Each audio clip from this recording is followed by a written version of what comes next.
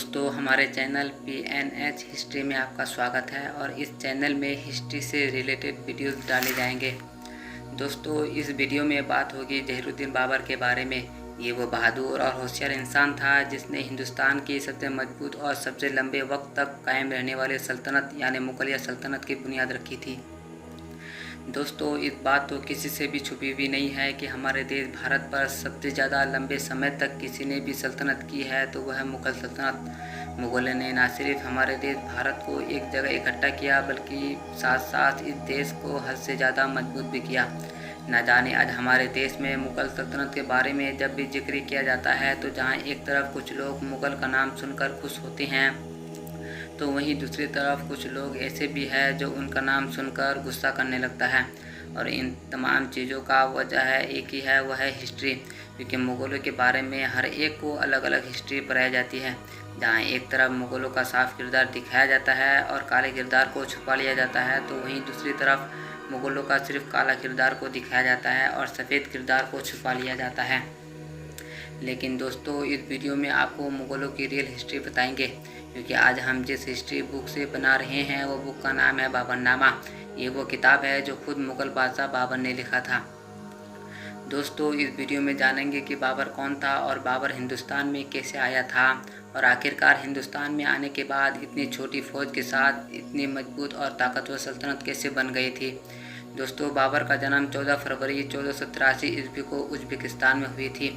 बाबर का पूरा नाम ज़हीरुद्दीन मोहम्मद बाबर था। बाबर के बारे में ख़ास बात यह है कि बाबर का रिश्ता बाप की तरफ से ऊपर जाकर अमीर तैमूर से जाकर मिलता है और अपने दौर का बहुत बड़ा सुल्तान था। वहीं दूसरी तरफ बाबर अपनी माँ की तरफ से रिश्ता देखा जाए तो ऊपर जाकर मंगोलों का सबसे बड़ा सरदार चंगेज़ खान से जा मिलता था।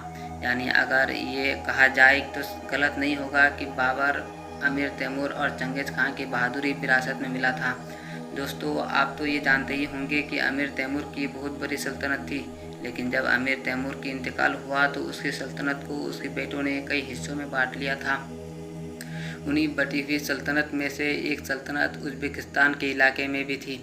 ये सल्तनत अमीर तैमूर की 5 नस्लों के बाद आकर ज़हीरुद्दीन बाबर के बाप के हिस्से में आई थी और फिर बाबर के पिता उमर शेख मिर्ज़ा मर जाने के बाद ये सल्तनत ज़हीरुद्दीन बाबर के हिस्से में आई। जब इसने अपने बाप की गद्दी पर 8 जून 1494 ईस्वी को बैठा तो उसकी उम्र से 13 वर्ष थी, लेकिन उसके चाचा ने उसके खिलाफ बगावत कर दी थी। ना चाहते हुए भी बाबर ने अपने चाचा से लड़ाई करनी पड़ी और बाबर के हाथों से वो सल्तनत चली गई। उसके बाद बाबर को कई सालों तक जंगलों में घूमता फिरता रहा। बाबर ने अपनी 30 साल तक की उम्र में जंगलों में भटक भटक कर गुजार दी थी, लेकिन बाबर ने हार नहीं मानी। जब बाबर को ये महसूस हुआ कि वह अपने पिता की सल्तनत को वापस नहीं ले पाएगा तो अपनी सल्तनत को लेने के बजाय बाबर ने सबसे पहले अफ़गानिस्तान के कुछ इलाकों को फतह किया और उन इलाकों को फतह करने के बाद और हिंदुस्तान की तरफ रवाना हुआ।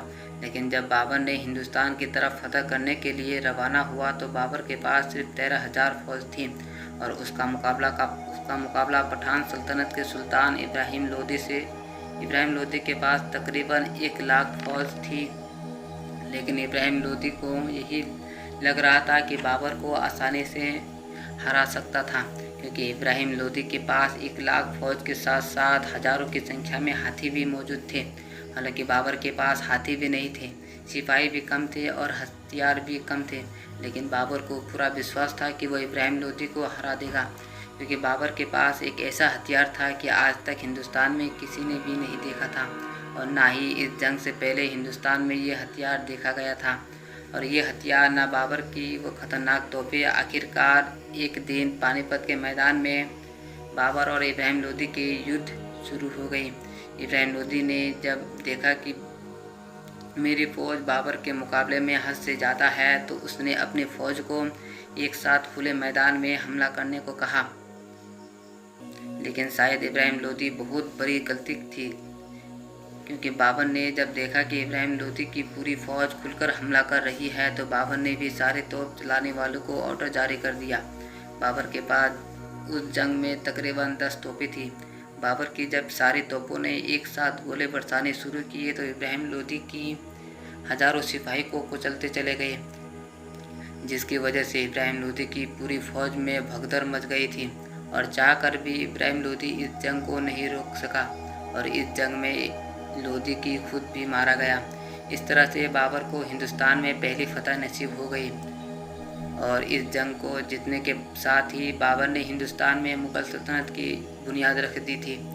दोस्तों, दिल्ली की सल्तनत में बैठने के बाद बाबर के सामने जो पहली मुसीबत थी वो थी मेवाड़ का राजा राणा सांगा, क्योंकि राणा सांगा बाबर की सल्तनत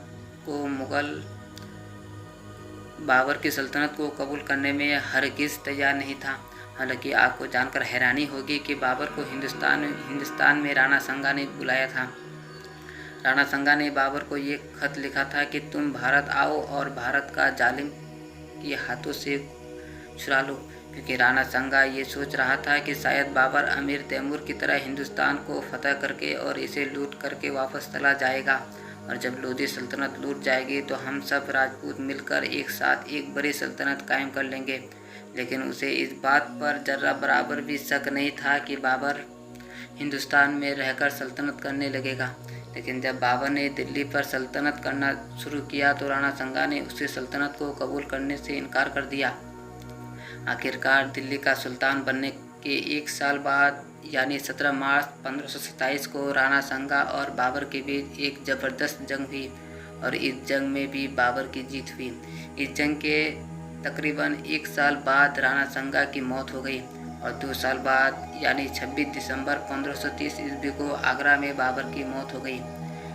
तो दोस्तों, उम्मीद करते हैं आज की ये वीडियो आपके लिए यूज़फुल साबित होगी। Thank you. जय हिंद।